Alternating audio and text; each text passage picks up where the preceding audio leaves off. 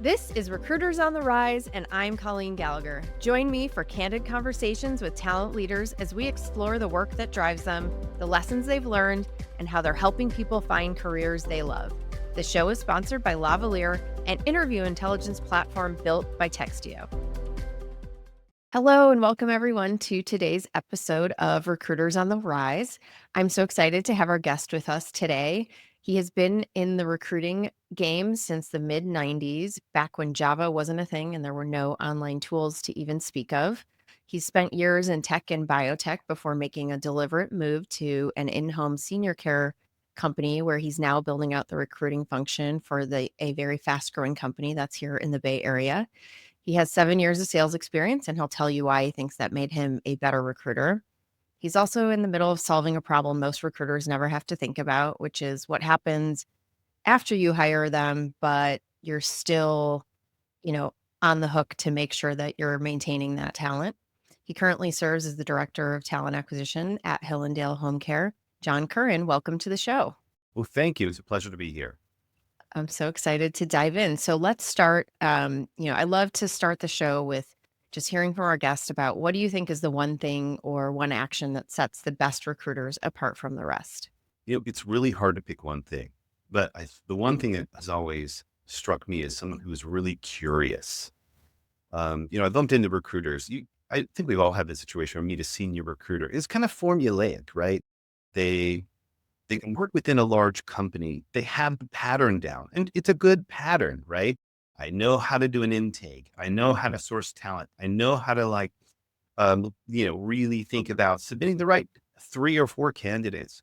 But the ones who really set themselves apart for me, are the ones who are really curious and kind of lean into doing it a little bit different. And that's not everyone's go-to place. I get that. I really feel like, hey, we can all make a nice living kind of following that pattern. But for me and for other people, I think being really successful is because they lean into something that's a little uncomfortable. Like, okay, I want to do this a little differently, or I'm seeing something I really don't really think is going to help us find the right person, and kind of being able to speak out in a very professional, positive way. But that curiosity kind of helps them be a little less afraid, come across as a little bit more of the expert. Uh, so that is really critical. I will add one. I know I'm breaking the rules here. I've also seen some people who really want to know how I'm doing. So they're more metrics driven. So they're okay with that. But I remember having meetings with some very senior recruiters on teams and talking about how we're going to have KPIs and metrics. And you can see their eyes get big and there's fear in their eyes. Like, oh, well, I make a certain number of hires and my managers are happy. I'm like, okay, that's great. But if we're really thinking about the partnership with recruiters and a hiring leader, that partnership, you got to measure it in some ways that may feel uncomfortable, but get to some root issues. So again, being curious, being open to that is really key. Yeah. I mean, I think you're touching on this, but it sounds like what you're saying is recruiters should be more metrics driven, and a lot of them push back on that. Like, what metrics matter to you and why? You just mentioned a couple, but would love to dive in here a little bit more. It's the quality of hiring metrics that are hard to get to. So for me, I'm trying to get some aspect of quality, and sometimes it's a survey. So I've had candidate surveys, I've had hiring manager surveys. I remember using this product, the recruiter effectiveness dashboard. I don't know if you remember it. It's way back when I was at Symantec. And it was a very structured survey that went out and said, how am I doing? But again, it's not how am I doing? It's how is this partnership doing, right? So sometimes it's how is the business interacting with us? So I do like that, although it's subjective. It's like, how do my managers feel about me? You might get some meaningful feedback. And you're going to get those outliers, which make a recruiter feel like kind of vulnerable or, make me feel like I didn't do the right thing, but it's useful information. The more, I think, relevant numbers, and a lot of us do this, is we take a look at how many people do I speak to as a recruiter? How many people do I submit? How many people does the manager want to talk to? So those conversion metrics speak a lot. So at Symantec, for example, we're looking at quality of talent. We're really getting pushed to find elite talent. Invitae, the same thing, was a biotech company. And they look for bar raising talent. You love this bar raising talent number term.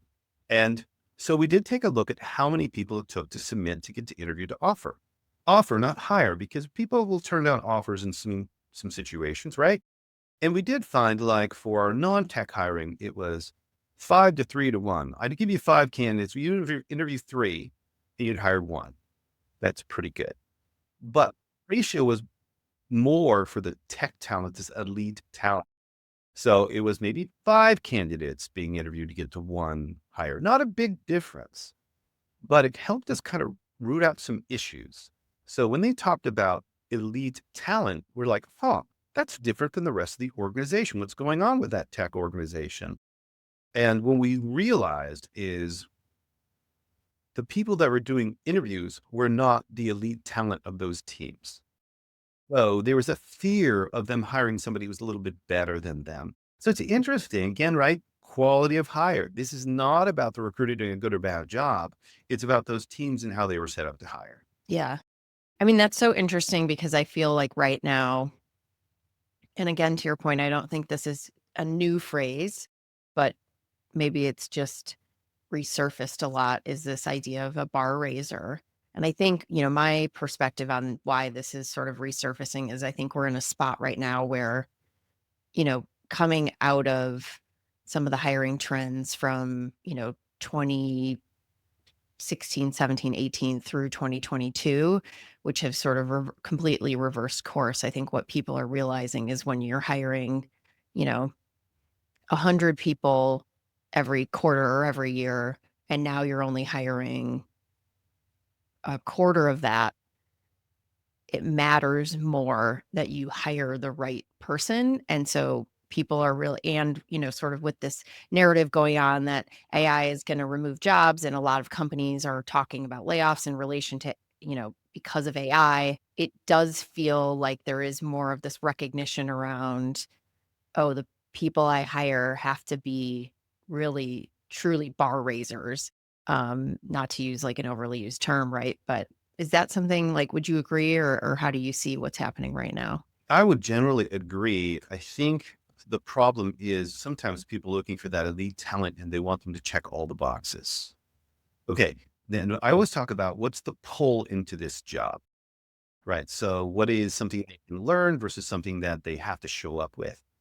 And if you're going to bring in elite talent, they're looking to get better in some way. You want them to have 5 or 6 of those key things, and they don't have all 5 or 6. That's great. You must have it. You better have a great employer brand. You better be, the Googles or the Facebooks, which had lots of layoffs, right? So that's not even the play anymore. But I think you have to have something that's going to attract them and they're going to get better. So, like, for example, when I was in biotech, they had a passion for helping patients. Okay, I could offer that. Or there was a cool technology that we were using and they want access to it. So I think it's individual, but I do think a good recruiter can tune into that and still bring that kind of elite talent. Because otherwise you get down the line and you realize you can't afford them. They've got competitive offers.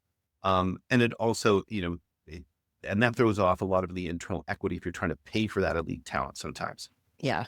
I know you've done some creative things around employer branding. What are some of the more effective things you've done that helps you show some of the authenticity and culture? Well, authenticity is the word. I love that because I do think the key to the employer branding is being authentic. I've been lucky enough to be part of like a lot of these different projects where you look at what is our brand, right? What's our EVP? Big fancy word. I work with a couple outside companies who are large global companies who would come in and do the analysis. And then I worked at a smaller company, Genomic Health, where I had to do that myself, which was interesting. But I kind of follow the pattern. You kind of learn, right? Let's pull some people together, talk about what our brand really is. And I think authentic is the key. So I'll use Genomic Health as an example. It was focused on cancer diagnostics.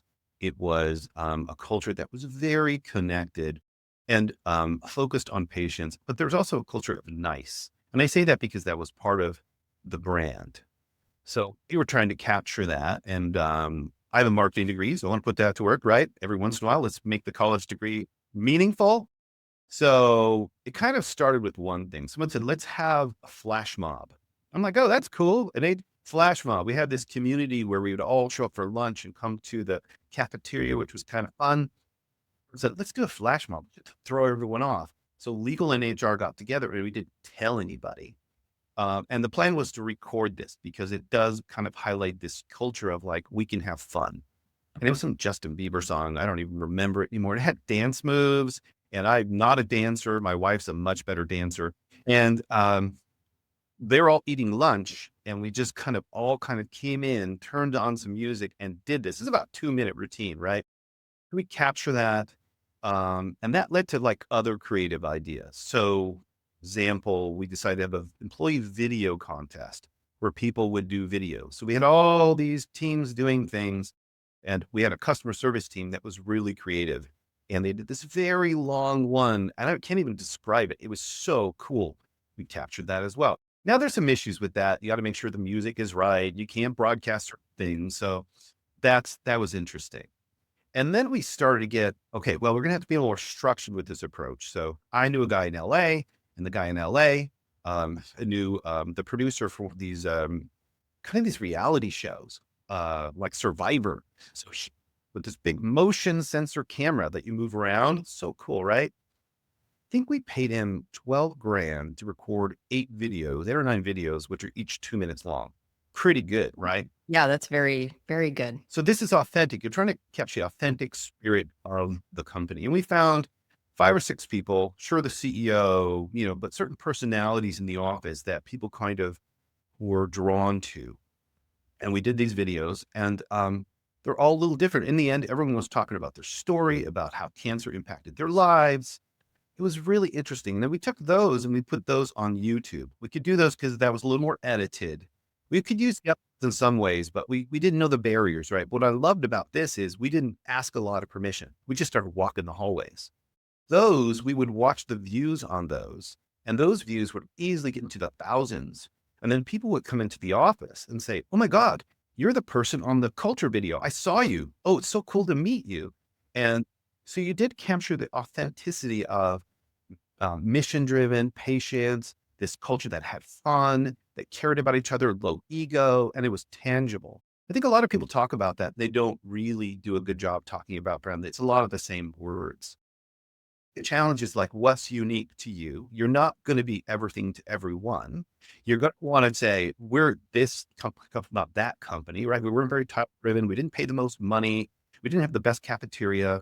Other companies could do those things. So that for me, brand is trying to capture that in a way that's meaningful and then tunes into the audience, right? Yeah, I mean, that's so I love that, and that specific example is so fun. I worked at a company once where we just did a very simple internal thing of asking everyone, "How do you see yourself helping us as an overall organization?" And especially at the time when I was in the finance team, I think we often felt pretty disconnected from customers, right? Um, and it was a really good way to make everyone sort of recognize like how they're serving a broader mission. And we helped researchers and librarians, and so there was a lot that they were then helping. So then we did like customer stories, but I think it's still of my entire time there, one of the things that like sticks out to me the most. And it's very it was very authentic, and sort of gave to your point of that word, and gave everyone a moment to actually say like, okay, like, this is why when I'm doing, X, Y, and Z on a day-to-day basis, this is actually helpful and meaningful, and help them understand, what value they brought to the organization besides just, I don't know, feeling like another cog in the wheel, I guess. It stays with you, right? You feel it. And there's still a genomic health like alumni group that gets together and has a dinner and lunches, right? And I think when you have that, that's pretty special. Not all companies have that. I mean, here's an example where I felt like it was a big company, didn't have that same culture. Symantec. I was there at Symantec when we were moving into cloud. And this is just a small example, but we were moving into cloud and we couldn't find any cloud engineers. And cloud engineers only existed at Google, by the way. So these are ability engineers, very specific at the time. And the only people who did that worked at that one company. So you're trying to get a very limited audience. So you're first trying to hire Java people. Nobody had real Java experience. It was interesting because we paid the same guy I worked with for the LA thing I actually worked with back then. He did a survey of people who turned us down. And it was interesting. Like, why don't you want to work with Symantec? Well, because it's a big, slow moving company. It's not cool. I don't like the tools. So we had to promote it as, we're actually going to create a little bubble around you, and you're going to be able to kind of do a bunch of stuff that the regular employees can't do. You got some cool tools. And this leader we have, Stephen from Google, was really highly thought of. You get to work with this amazing leader. And then we're able to hire like 100 cloud engineers in a very short period of time.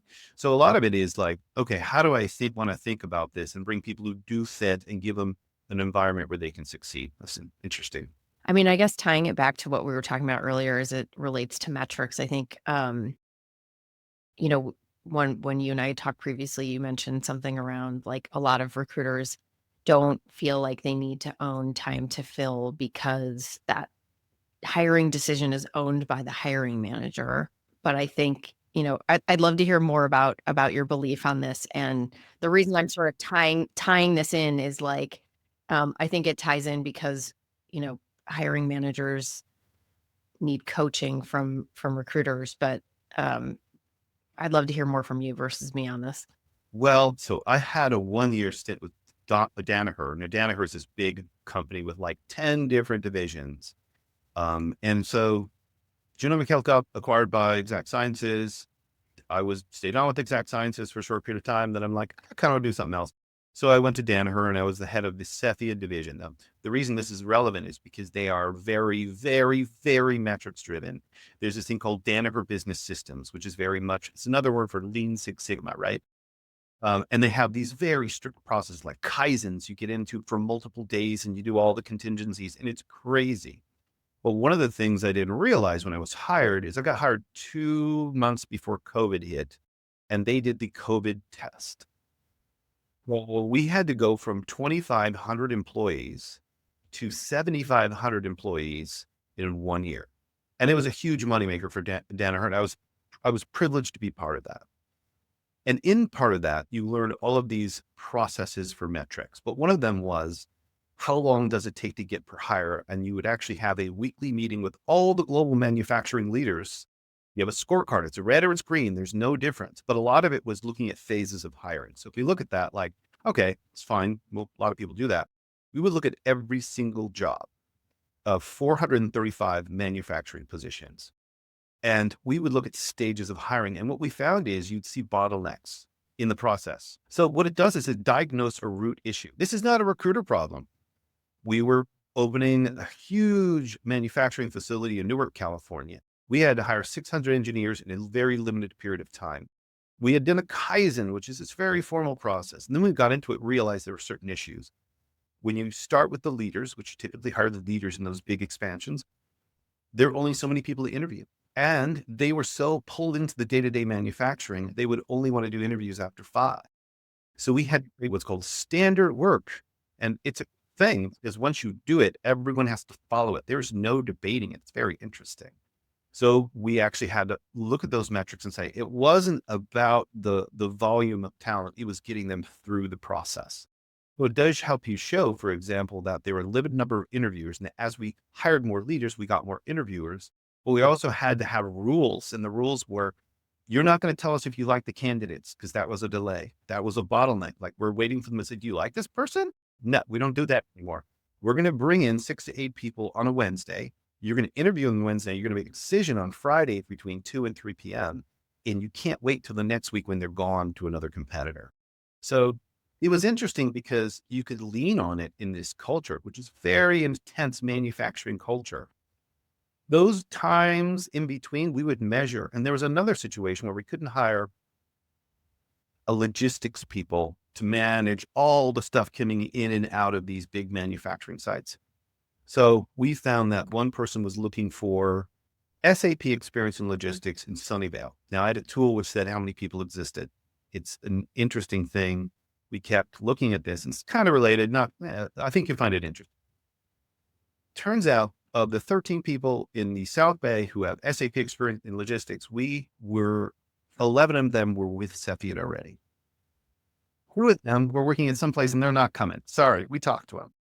So what we did though is we pivoted and we realized that there are other similar applications that are completely learnable and teachable. Why don't we teach them ECP? Talking about elite talent and pulling them in, right? We had some very difficult conversations with the leaders like, no, no, no, I want to keep looking. Like, no one's going to take this job who's going to like a million miles away. We're going to teach them that skill. We're going to bring them in. And that was the answer, right? So these timeframes between each of the steps can show you like where it's working well, where it's not working well. We can have a manager who's hiring the same people here and you rejecting them over here. I do like the metrics in the sense that it does guide you to the right answers. Wow, that's so interesting. Yeah, I mean, one of the things we know from um we meaning Textio know from obviously working with recruiters for as long as we have is like those process bottlenecks end up being the biggest challenge of trying to solve in many cases. And it sounds like at least with Danaher, because they were so process oriented, you could set one up, but a lot of people aren't as open to feeling that way or being told like you have to have a decision made between 2 and 3 on Friday afternoon. So how have you solved for those types of challenges in other places?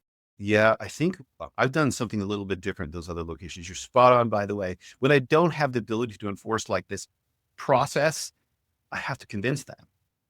So there are times where I've gotten one person who's really enthusiastic about doing it a little differently, and I try it with them. Hey, hey, you're open to it. Let's try it over here. And then I would bring it up at the meeting, like they tried it. It worked better over here. Hey, if you want in, raise your hand. Otherwise, you don't get it. You don't get this. So this happened at Symantec. We're hiring those cloud engineers, right? So it's just the same thing. We're like, hey, you know what? We're gonna work a different process over here. And this guy hired 10 engineers. Turns out these 10 engineers were rejected by the same manager doing the same skill set over here, right? And he got called out in the staff meeting, which was not friendly for this person. He's like, wait, I'll change my filter. I'll reduce the bar. I'll kind of hire those people because apparently that's what you want, right? So sometimes it's getting them to see peers being more successful. But I also think there were good recruiters going to speak out and say, you know what? I think you're hurting yourself here. And younger recruiters don't do it, but I've had younger recruiters who had that kind of influence and are persuasive and kind of do that. And older recruiters are like senior recruiters, I say senior recruiters, who are fearful of that. They're still saying, I'll do what the manager wants. And this is where I think we as recruiters, we talk about being a consultant. Those are the moments that really make a difference. You got to speak up and you can do that in a nice way. Yeah, and it kind of goes back to your opening thing around what makes a good recruiter is curiosity is like I think you can sort of use that as a way to build trust and influence with the hiring manager because as a recruiter, you're the subject matter expert on hiring, right? The hiring manager is a subject matter expert on their functional role and what they need. And, I think when it works best, you sort of get the best elements of those two profiles being brought together. And you can't do that when it's like an us versus them it has to be that partnership. You know, I would go into organizations and I would look for, this is one of the questions I ask as a talent leader. Any leaders out there can ask this question. But who is the most difficult customer you have and why? And I've had situations, so it's very clear. It's this person over here. And when I meet with that person, I'm like, hey, I'm here to help you. You tell me what you need. I'm going to build a process that works for you. I said, you have that. You can come to me with any feedback. I'm going to open. I'm going to listen. What I'm asking that I can come back to you. If I can't solve an issue that's kind of across your team because I see it and I'm not getting like adoption, I'm going to come to you and I'm going to tell you, and you need to have my back because we're in this together. And that's the other part of this recruiters miss. We're in this together. We want to do this thing. Like I want to get you to the right hire. And the way you're going to do that is it's not about me. It's not about you winning. It's about us winning. Right. And I had a leader who said, I'm going to challenge that thought, not the person. So I do think a good recruiter knows how to challenge that thought without making them feel like they got like, you questioning themselves. I love that phrase, challenge the thought, not the person. That's so true. A lot of figuring out things as a manager and a leader is how you give people feedback without putting people on the defensive, right? And so, yeah, that nuanced way of saying it, I think is incredibly insightful. All right. Well, I want to pivot a little because you left tech and biotech for your current role at an in-home senior care um, company. So what made you make that shift? Well, a couple things. One was I felt like I wanted to do something a little bit more connected to me personally. So my mom is 90 years old. Um, she is getting older. She wants to stay in her home. And the other was commute. I feel a lot of us are making these terrible commutes in the Bay Area. It was a 4 to 5 hour commute to go to this company. It was at Garden, great company, great team, great people, and had a global talent. And you know what? It was killing me to get there every day. And because this back to the office kind of thing was rough. But then I got a chance to reevaluate. And I said, you know what? There's a lot of companies out there who are not tech companies out here in the East Bay, California, San Francisco Bay Area for anywhere out there. You kind of feel like you either have to commit to that and suffer, or you don't work, right? This is my message to people who are laid off, a lot of people who are displaced. There are so many non-tech companies that can use your help right now. Because what I'm finding is the non-tech companies really need our expertise. So for me, I found a company that happened to be in-home senior care. They are based 15 minutes from my home. I can bring my dog to work. They love my French bulldog running around the office, right? So the situation was better for me in terms of getting here, but they also are expanding rapidly. And they're in a place where maybe a lot of the tech or biotech companies were 5 to 10 years ago. So what we're doing at Hillendale Home Care is we're building a whole different model of recruiting, which is super fun for me. So I feel really empowered. I feel appreciated. That's another part of going to the non-tech companies. You feel appreciated because, oh my God, your ideas are so welcome. So that's where I would say people look for that. You're going to get less money, just the fact sometimes, but the satisfaction level and how you can have impact is much greater. Like we're looking at a lot of cool stuff. Like, by the way, I've used Textio, your product. Awesome. I love it. New companies, I'm a huge fan of it. And that was like my entry point into AI, right? But we use AI, for example, for something called Care GPT. We took Chat GPT and we created our own little mini version of it. And we interview people and then we use it to create a caregiver profile. And that caregiver profile then sits and we use that to promote those to our senior clients. So we're thinking about that. We're putting in new foundational systems that help with soft skills assessments, have an ATS kind of going into action. I'm actually the project manager for that. So I'm super excited to be here because as this company expands into other places around the Bay Area, it's like a mid-sized company, like a large company like the Key or small mom and pop. It's perfectly placed for me and me of impact. Well, I really appreciate the culture similar to genomic health. Nice, patient-driven, caring. The challenge I have at this one is interesting because you mentioned it earlier is once you hire these caregivers, you're kind of renting the talent. You hire them, but they also work for other companies as caregivers. And they'll be available as long as you give them something a little bit better than the other people that are contacting at the same time. So you hire them, they come through the door. You don't know if they're really working for you or not, or open to talking to you. They're willing to say yes, but you have to give them ongoing work. Then you hire, then you go get clients, seniors and their families who want in-home care and constantly changing. It's constantly shifting. By that, I mean, you have a senior who just needs support for a month and then they're healthy again, or it's 24/7 care, or it's kind of intermittent. And now I find a caregiver who can work a certain shift at a certain time and then it goes away. And then I have to do the client matching with again. So you're constantly having to rematch and realign a senior with a caregiver. And these caregivers have competitors calling them at the same time. It's nuts. So I am playing with metrics, getting back to that. Uh, I'm using Claude AI in combination with ChatGPT to do cool stuff. And just this morning, I built a active caregiver analysis process where you do a funnel. You look at like who's been contacted, who's not been contacted. Are they activated? To what degree are they activated? Which are less desirable and you're deactivating? And you can set targets. 80 to 90% of your caregivers should be active. I figured that out, right? So I feel like it's fun for me to play in this space because we can be disruptive. We can do something different. And it's a culture where I do think we have more impact than the average company in this space. And it's like, it's fun to know that like what you're doing is helping people in need build a community or get the care that they need, right? Especially right now when like there is this trend, especially, and I think we're in a little bit of a bubble out here on the West Coast in the, bastion of AI. Um, it's nice to see a business where, like, the goal is to have connection between people. Oh yeah. I mean, so the caregivers are right outside my office here. We actually meet them and we hear their stories. They're the most kind people you'll ever meet. And a lot of people we hire are first time caregivers who have done this for their parents. They don't make a lot of money. It's just one of those things in the industry where for not a lot of money, they are taking care of your mom or dad or your relative or someone in your family. And they're there 24/7 sometimes. They're helping them eat. They're helping them clean the house. They're helping them bathe. It's really impactful. So we try to recognize those caregivers like caregiver of the quarter or caregiver of the uh, quarter. And we have this awesome reward system called Caribou, which we allow them to get rewards. Someone says something nice, we give them Caribou points, which turns into dollars. It is really interesting to be in this space. And I appreciate the opportunity because I'm helping people like my mom. Yeah, yeah.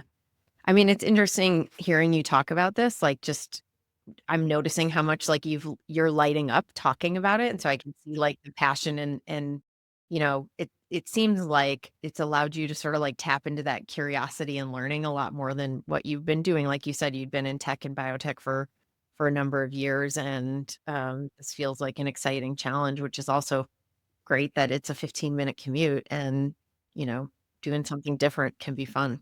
Well, that's right. I think people should be open to, an industry maybe you weren't open to before, right? You might find that you can get what I have, which is a chance to really come in and play and be thoughtful and and get creative. This is the curious part back to the beginning, right? Um, New metrics, like new models, like we're looking at like the future of in-home senior care 3 to 5 years from now. And like, for example, like some of this is AI intelligence, but it's like a super centralized um, process where you have local recruiting pods who are highly empowered to kind of function independently, kind of where we're headed. And if you go to other companies, they're not doing that stuff. So for me, it's fun because I get to really think about like way in the future and cool. And you get that flexibility. I think in some tech and biotech environments, you kind of feel locked in. There's a process. Here's your box. Stay in the box. And I feel like there are more opportunities for other people like me out there. Yeah.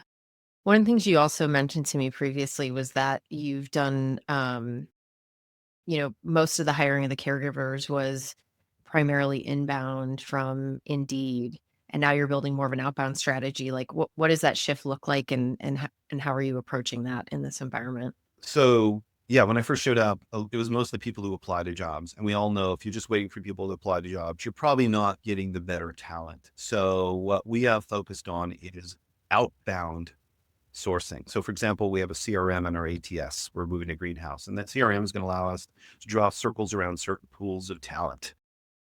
We started to focus on less companion level care and more skill leveled caregivers. Because right now, for example, this may sound weird, but I can hire as many caregivers as I can hire in a month, and there's no limit, which is weird. So now we're shifting to trying to find people who fit that certain profile and to do more outbound marketing. So we are more community driven. So we're establishing partnerships in the Bay Area with nursing schools, community colleges, adult learning schools, go up, and we are be able to really market ourselves and be more selective. So part of it's employer branding, outbound with community.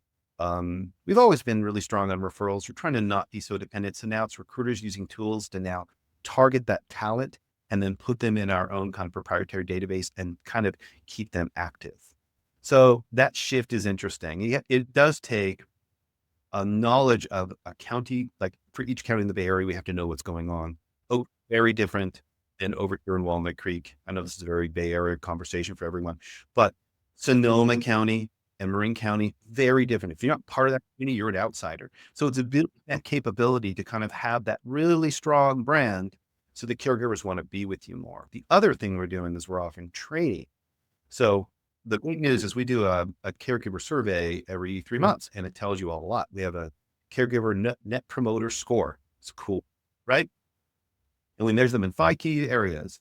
And what we learned is they want more shift stability, which is super hard in this industry because the shifts are changing, but they also want you to invest in them. So we are investing in them in hospice care and memory care. We're building the process to do that in person, as well as we have a vendor who can do it from a distance.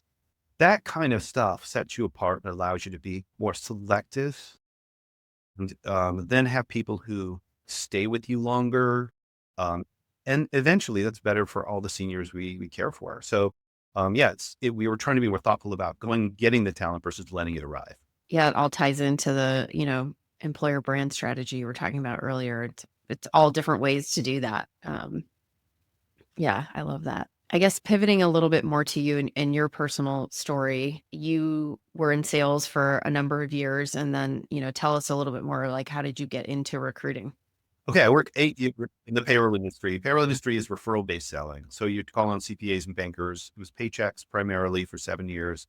Went to President's Club every year. It was great, but I was selling in Marin County, very niche, very like closed community. So they have to get to know you. Sales experience is really helpful because it teaches you to listen, it teaches you to be thoughtful. You have to go back to these same sources. So I'd have to take care of these small businesses. So if I did a bad job, that follows you. And so it does teach you to really care and try to be a problem solver. I met a guy in 1995, very long time ago, tells you how old I am, who was from the payroll industry, who opened up a small software consulting firm in Los Altos called the Tratner Network. Anybody out there knows this? It was like 25 of us, no dress code, no territories. The two guys who owned it were very progressive, and they had like tie dye in the office, and they're wonderful people, by the way. But there was nothing to leverage. We had a telephone book, and we had kind of our own little homemade software. We would like keep track of people, and Dice was the thing. So if anybody's a technical recruiter, the only way you had like access to good technical people was they put their profile on Dice somewhere on the internet. Java was not a thing. It was, all different platforms and data tools and whatever. And it was super cool because there were no rules. This is where you had to be curious. This is where you had to figure it out. Like I could call on the same company that my peer's calling on, but at some point that became my account, right? So I think that was good because it taught you grit, it taught you how to grit, taught you how to differentiate yourself. In the end, we're all scattered across the Bay Area, and some of those people have done amazing work. I'm privileged to be with them. I still connect with them on a regular basis. We go to dinners and stuff. I think that was interesting entry point for me. I would encourage people to get agency experience because it does teach you how to be self-driven, how to like go out there and get the business. You have to maintain that business. It was hard, the contracts, but we did some full time too, but a great, great experience.